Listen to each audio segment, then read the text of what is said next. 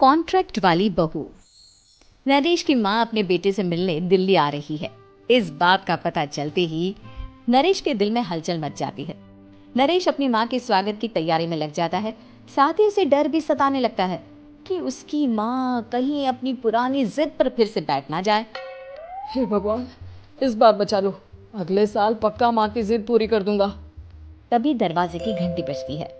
नरेश दरवाजा खोलता है तो सामने अपने मकान मालिक को देखकर हैरान हो जाता है, क्योंकि उनके साथ एक सुंदर सी लड़की भी थी।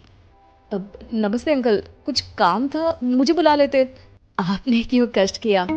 अरे नहीं नहीं, इसमें कष्ट कैसा। मैं तो बस तुम्हें रीना से मिलवाने आया था। आज से रीना तुम्हारे साथ इसी फ्लैट में रहेगी। अंकल, कोई लड़का फ्लैटमेट नहीं है? एक अनजान लड़की के साथ रहना मेरे लिए थोड़ा अजीब होगा। देखो नरेश, मैं तुम्हें पहले भी बता चुका हूँ कि इस फ्लैट में तुम्हें किसी ना किसी के साथ एडजस्ट करना ही होगा, या फिर तुम अकेले पूरे फ्लैट का किराया दे दो, मैं किसी को नहीं रखूंगा। नरेश अपने मकान मालिक की बात सुन के रीना के साथ रहने के लिए तैयार हो जाता है, पर अंदर ही अंदर उसे ये बात खाने लगती है कि वो अपनी माँ को क्या जवाब देगा जब उसकी माँ रीना के बारे में उसे पूछेगी। दिन बीतने लगते हैं। नरेश और रीना अच्छे दोस्त भी बन जाते हैं, पर अभी भी नरेश अपनी प्रॉब्लम का सलूशन नहीं ढूंढ पाता। एक दिन नरेश बहुत परेशान सा बैठा होता है। तभी रीना उसे पूछती है, क्या हुआ नरेश, तुम काफी परेशान लग रहे हो, सब ठीक तो है ना? हाँ, सब ठीक है, बस एक छोटी सी प्रॉब्लम है। वो एक्चुअली 2 दिन बाद मेरी माँ मुझसे मिलने आ रही है। अरे, तो इसमें प्रॉब्लम क्या है? ये तो खुशी की बात है। हाँ रीना, बट मेरी माँ एक जिद लेकर बैठ गई है कि मैं शादी कर लूँ, पर मैं अभी इस चीज़ के लिए तैयार नहीं हूँ। ऊपर से जब वो तुम्हें देखेगी तो 100 सवाल करेगी, क्या जवाब दूंगा? अरे, इसमें कोई टेंशन वाली बात नहीं है। मेरे पास ना इस प्रॉब्लम का सलूशन है, जिससे ना तुम्हें शादी करनी पड़ेगी और ना ही तुम्हारी माँ मेरे बारे में कुछ पूछेंगी। रीना की बात सुनकर नरेश सोच में डूब जाता है। वो सोचता है कि रीना खुले ख्यालों वाली लड़की है, कहीं माँ को सच बता ना दे। नरेश को सोच में डूबा देखकर रीना कहती है, अरे क्या हुआ, किस सोच में पड़ गए? डोंट वरी, जैसा तुम सोच रहे हो ना वैसे कुछ भी नहीं है। मेरे पास एक प्लान है। मैं कुछ समझ नहीं पा रहा हूँ, कैसा प्लान? मैं समझाती हूँ। हम ना एक कॉन्ट्रैक्ट मैरिज कर लेते हैं। फिलहाल मेरे पास जॉब नहीं है, तो तुम इस रूम का किराया दे देना जब तक तुम्हारी माँ यहाँ रहेंगी, सिर्फ तब तक। और तुम अपनी माँ से कह देना कि मैं तुम्हारी पत्नी हूँ, इससे वो मेरे यहाँ रहने पर कोई सवाल भी नहीं करेंगी। अरे बात तुम्हारी ठीक है, पर माँ से झूठ बोलना, ना ना बाबा, मैं ये रिस्क नहीं ले सकता। कोई और आइडिया दो ना तुम।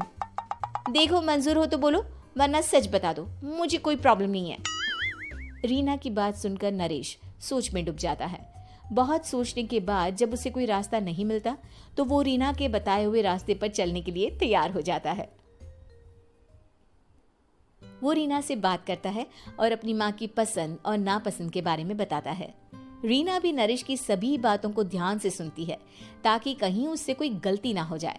आखिर वो दिन भी आ जाता है जब नरेश की माँ उससे मिलने दिल्ली आ जाती है। नरेश अपनी माँ को फ्लैट पर लेकर जाता है। जैसे ही नरेश की माँ फ्लैट के अंदर जाती है, रीना उसके पैर छू लेती है। ये देखकर नरेश की माँ थोड़ी घबरा जाती है और नरेश से पूछती है, अरे बेटा नरेश, ये कौन है? माँ, ये आपकी बहू रीना है। माफ़ी चाहता हूँ, सब कुछ इतनी जल्दी में हुआ कि आपको बता ही नहीं पाया, इसलिए सोचा कि क्यों ना आपको सरप्राइज दिया जाए। अरे बेटा, मैं तो बस तेरा घर बसा हुआ देखना चाहती थी। हाँ, बहुत अरमान थे अपनी इकलौते बेटी की शादी को लेकर, लेकिन कोई बात नहीं, शायद किस्मत को यही मंजूर होगा। ये कहते ही नरेश की माँ रीना को गले लगा लेती है। रीना बेटिया, मेरा बेटा ना थोड़ा नादान है, पर तुम काफी समझदार लगती हो, और मैं जानती हूँ कि तुम इसका बहुत अच्छे से ध्यान रखोगी। माँ, आप चिंता मत कीजिए, मैं सब संभाल लूंगी। नरेश की माँ अपने बहू और बेटे के साथ खुशी खुशी रहने लगती है। दिन बीतने लगते हैं। नरेश की माँ और रीना का रिश्ता बहुत मजबूत होता चला जाता है। वो दोनों सारा दिन एक साथ रहती और खूब बातें करती। इधर साथ रहते रहते नरेश और रीना भी एक दूसरे से प्यार करने लगते हैं। दोनों को इस बात का एहसास हो जाता है, फिर भी वो इस बात को छुपा कर ही रखते हैं। एक दिन नरेश की माँ और रीना शादी के बारे में बात करने लगते हैं। रीना बिटिया, ये तो नरेश ने मुझे बिना बताए शादी कर ली, वरना मैं तो अपनी इकलौती बेटी की शादी इतनी धूमधाम से करती कि सारी दुनिया देखती रह जाती। अच्छा माँ, आप ऐसा भी क्या करती नरेश और मेरी शादी में जो दुनिया देखती रह जाती? अरे बिटिया, एक माँ के अरमान तुम अभी नहीं समझोगी। मैं तो अपनी बहू को एक रानी की तरह लेकर आती और शादी भी बिल्कुल शाही अंदाज में करती, पर मेरे तो सारे अरमान ऐसे ही रह गए। खैर, मुझे तो अपने बेटे और बहू की खुशी चाहिए बस। ये कहते हुए नरेश की माँ की आंखों में आंसू आ जाते हैं। रीना भी ये सुनकर ख्यालों में खो जाती है, क्योंकि वो भी मन ही मन खुद को नरेश की पत्नी और उसकी माँ की बहू मानने लगी थी। शाम को जब नरेश ऑफिस से घर आता है तो रीना खुद को रोक नहीं पाती और नरेश के सामने उसकी माँ को अपने और नरेश के रिश्ते का सारा सच बता देती है। रीना की बात सुनकर नरेश की माँ दोनों से बहुत नाराज हो जाती है और घर वापस जाने की बात करने लगती है। तुम दोनों ने मुझसे सच छुपाकर बहुत ठेस पहुंचाई है मुझे।